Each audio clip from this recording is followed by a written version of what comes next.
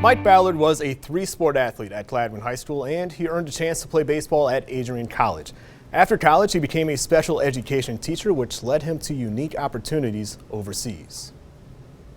I was actually looking for a teaching job, and I couldn't find any teaching jobs in Michigan, and so I ended up finding one out here. In 2011, Mike Ballard moved to the Middle East to become a special education teacher. I was really excited for him. Yeah, I wasn't worried about him meeting people.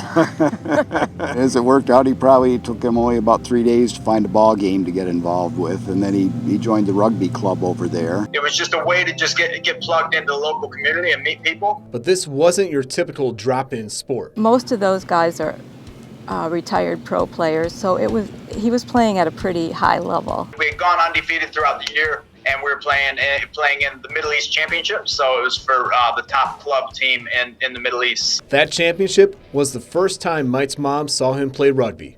It was also one of the worst days of their lives. I just went in to make a tackle. The guy came down on top of me, and a couple other guys, were in on the tackle, and everybody just kind of pulled it up on top of me, and I just ended up in a bad position and broke my back. I asked him what happened, and he said, "I can't feel my legs." It was horrendous. It was devastating.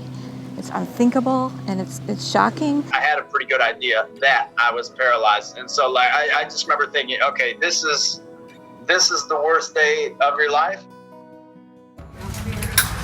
So we gave you more assists, so now you're doing about 40% of the work to march your hip. Mike and his mother flew back to Michigan, where he recovered at Mary Free Bed in Grand Rapids. Where you can leave inpatient physical therapy, you have to be able to, do everything in your daily routine, on your own. So, getting out of bed, getting dressed, going to the bathroom. So as a mom, you're thinking, it's painful to watch your very, very strong son hardly be able to just lift.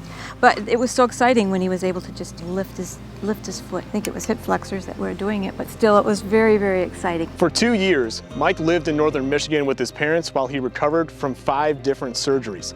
In 2016, he returned to the Middle East. I was just excited to get back out here, get into a routine, lots of sun, no snow, no rain. That same year, Mike had an idea. 2016 Paralympics were on. I saw that and the wheels started turning. So 2016 to 2017, I really started trying to get fit. And then kind of 2018 was when I really, settled on kayaking and really focusing on that. He started to improve and compete in tournaments around the world. It was his first international event. He did really well in it, considering he'd never done it before. I think 13th in the world, which I thought was really great.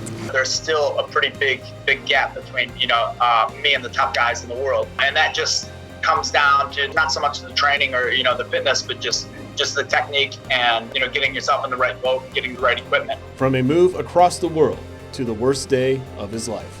And now a potential Paralympian in 2021. It's been a wild ride.